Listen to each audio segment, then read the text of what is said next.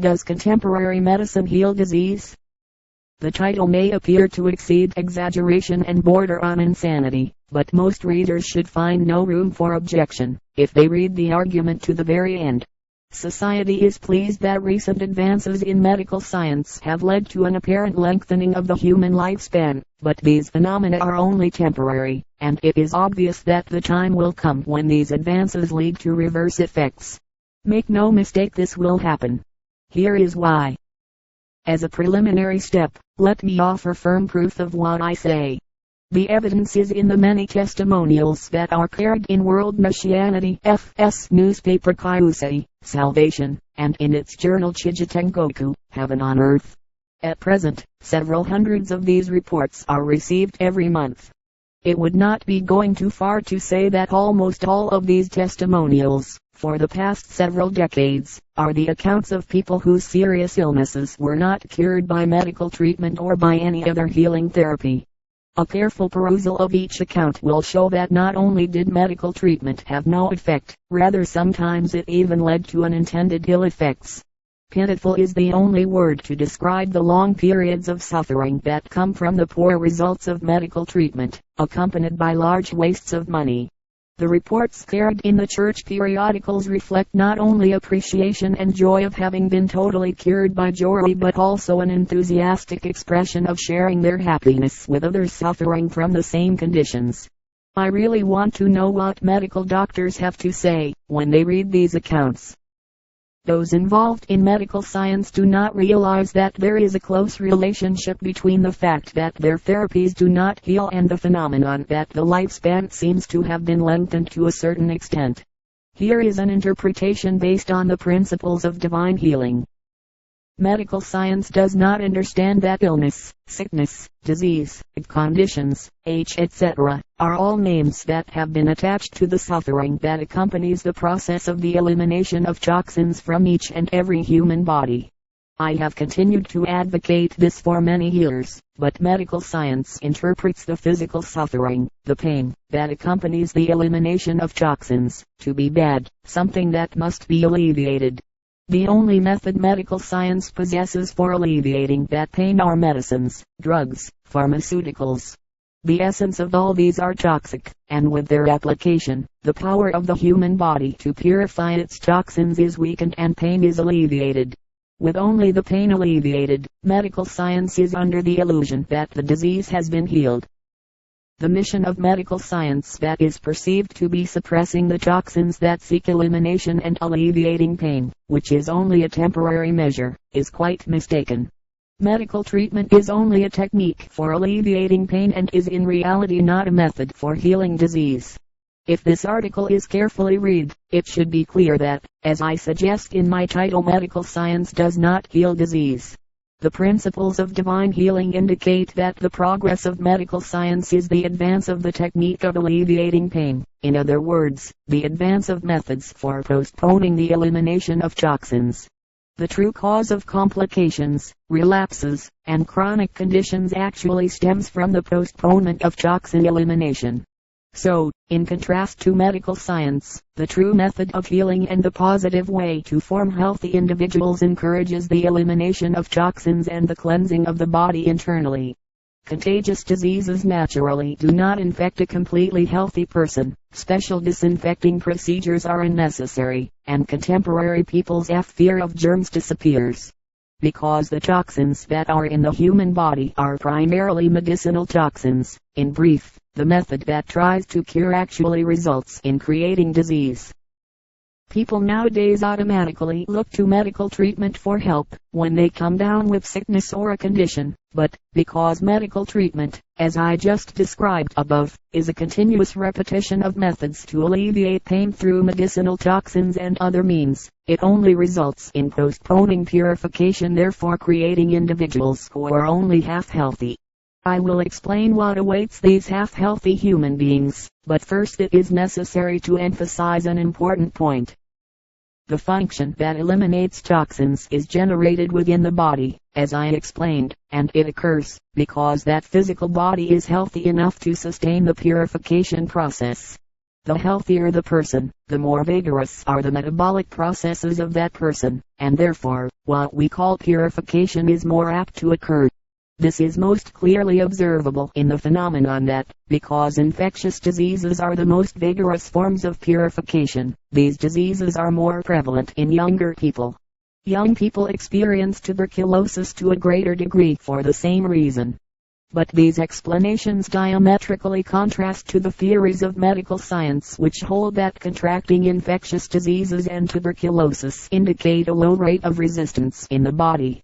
If that were so, the older one gets, resistance should weaken and the elderly should be afflicted to a greater extent with these two conditions. Another consequence of medical treatment is that recovery from tuberculosis takes longer, because the forced suppression of the purifying function prolongs the condition.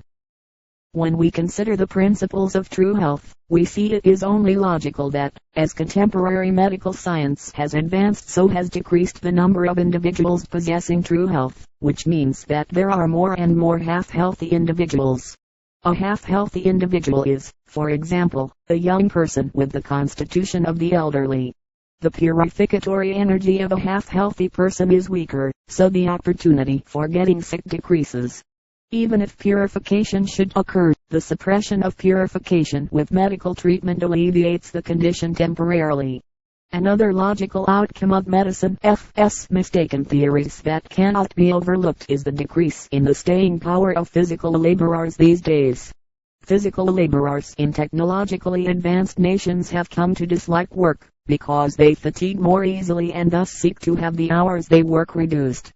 Also, another point largely unremarked upon, is that even the ability of farmers to maintain long hours in the fields has lessened, and this is also due to the decrease in their physical vitality. As our culture advances, so naturally does concern for the happiness of workers, and although respect for labor is championed as a reason for this concern, it is not difficult to overlook the basic problem of health that lurks beneath the surface of this situation. Vaccination, which has come to be vigorously promoted in recent times, also deserves mention. Above I stated that a person catches an infectious disease, because that person's purificatory energy is strong, so the energy to purify conversely weakens with vaccination. People are deluded into thinking that they have lessened the chances of coming down with or getting disease. A person of true health, however, has no poisons in the system and will not contract disease, but at this time it is fair to say that there is no one with true health. Because members of the general public are half-healthy individuals carrying toxins around in their bodies, purification is prone to be generated, that is, people will get sick, but then their conditions are temporarily alleviated with medicines. When people get sick and use medical treatments, these therapies force a stop to the purifying process, which results in friction with the opposing purificatory energy. As this friction increases, physical vitality weakens correspondingly, which can lead to death. One example is the case of inflammation of the lungs. Inflammation of the lungs is ordinarily a very vigorous purification, but if asked for a diagnosis, doctors recommend such and such medicine, saying that it will cure the condition right away, and that, if not used, one may die. The medicine they use on their patient must be a very strong one to be able to overcome the vigorous purificatory process. These principles apply all the more to infants. The reason there are so many infant deaths is because infancy is the period of the most vigorous purifying energy.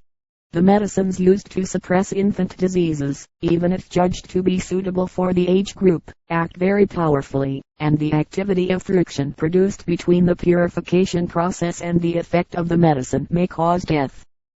The reader should have gotten a general idea of the issues involved in healing from the explanation of the specific examples I have given.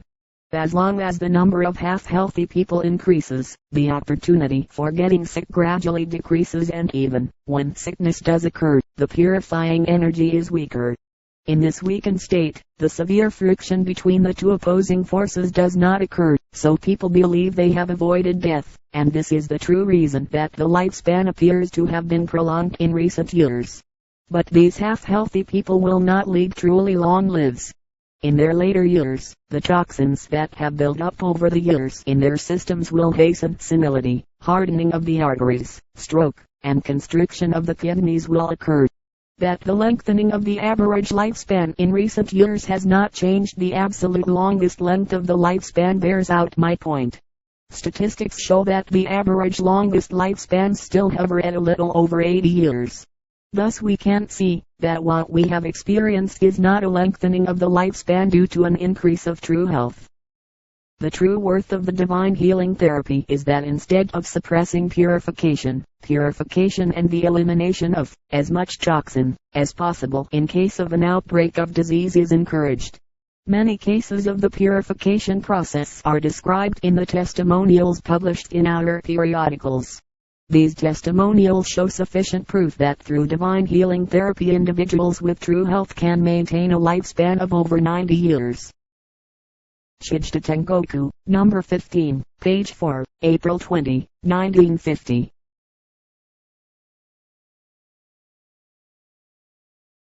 現代医学で病気は治るか。地上天国15号、昭和251950年4月20日発行。右のような表題は大胆を通り越して卑怯と思われるかもしれないが、最後までこの小説を読むにおいて、何人何人といえども依存を唱えることはできまい。近代医学の進歩によって若干寿命が伸びたと言って喜んでいるが、それらは一時的であって、将来は逆効果になる時が来るのは知れきったことで、これは予言しても決して誤りはないのである。それらについて以下小説してみよう。まずその前提として確実なる証拠を目にかけよう。それは旧世神及び雑誌地上天国に満載しているお金話である。このお金話の報告は、現在1ケ月数百通に及んでおり、それらことごとくと言いたいほど数年または数十年にわたり、あらゆる医療その他の療法によっても治らない重難症ばかりである。これらいちいちを点検するとき、医療の効果は全然ないばかりか、むしろ逆でさえある場合が、あまりに多い事実である。しかもその不正積に対し多額の療法費を使い長い間苦しむのであるから、気の毒というより外はない。しかるにこのお金話は本療法によって、全知した者の感謝感激のあまり、どう病者に知らせたい熱性の兵ほどばしいかがである。何よりもこの記録を見た以下は何と批判するであろうか聞きたいものである。医学では病気の治らないことと、ある期間寿命が伸びるということと密接な関係があることを気づかないので、この根本を神医学からの解釈を加えてみよう。我らが常に言うごとく、病気とは人間固有毒素の排除作用の苦痛を名付けたものであることを知らない医学は、苦痛を悪い意味に介し、それを緩和させるのを可とする。その手段とした唯一のものが薬剤である。もちろん薬剤の本質は毒物で、それによって毒素排泄の力を弱らしめて苦痛を緩和させる。それを病気治癒の方法と錯覚するのである。したがって、せっかく排除されようとする毒素を抑えて、一時的苦痛緩和を図るのが医療の使命と思うのだからいかに誤っているかである。故に本当を言えば医療とは苦痛緩和法であって治療方法ではないのである。表題のごとく医学では病気は治らないというのは、この文を熟読眼にすれば明らかにわかるはずである。この理によって医学の進歩とは苦痛緩和術の進歩で、言い換えれば、毒素排除の別方法の進歩である。事実予防や再発や慢性の原因はそのためであるから、医学と反対に毒素排除を促進させ、体内を症状化する方法こそ、真の医術であり、真の健康者を作る手段である。もちろん伝染病菌にも感染されない完全健康者となる以上、消毒も全然必要がなく、現代人道理由のばい菌恐怖症などは消滅するのである。そうして毒素とはもちろん薬毒が主なるものであるから一言にして言えば病気を治そうとする手段そのものが病気を作る結果となるのである。事実、現代人が医療をするや直ちに医療を求めるのは常識である。ところが前述のごとく医療は薬毒その他の方法で苦痛緩和手段を総変越す結果、浄化は延期し、ついに反健康者となるのである。そうしてこの反健康者はいかなる経路をたどるかを説明してみよう。ここで一つの重要なることを書かねばならない。先に述べたごとき、毒素排除作用発生は何がダメかというと、健康であるからで、健康者ほど新陳代謝が旺盛のため、我らが言う浄化作用が切れやすいのである。特に伝染病は最も旺盛なる浄化作用であるから、年少者に体に見ても明らかである。また結核の青少年に多いことも同様の理である。ところが、医学の料理はこれと反対であるから、伝染病や結核は抵抗力が弱いためとする。もしそうであるとすれば、老年期になるほど抵抗力が弱るから、伝染病や結核に侵されやすいことになる。また結核が長年月にわたるのは浄化発生を極力抑圧し、引き伸ばすからである。右の理を考えるとき、現代医学が進歩するほど新健康者は前減し、反健康者が同化するのは当然である。反健康者とは青年にして老人のごとき中反性体質となるから、浄化力が微弱である以上、利用の機会が減少する。たまたま発生しても、浄化停止によって一時緩和する。何よりも、近年労働者の労働力低減を看過するわけにはいかない。近代文明国における労働者が疲れやすいため労働を嫌い、時間の短縮を強調することや、農民までも労働持久力が低減したこと等も一般が気がつかないだけで、実は体力減退のためである。なるほど、文化が向上し労働者の幸福を思い、労働尊重の意味もあるが、その奥に右の点の潜んでいることも見逃し固い事実ではある。特に言いたいことは、近代、予防接種の問題である。前述のごとく、伝染病は浄化力旺盛のためであるから、予防接種するや浄化力微弱となり、発病の機会が減少するというのを錯覚したわけである。ところが、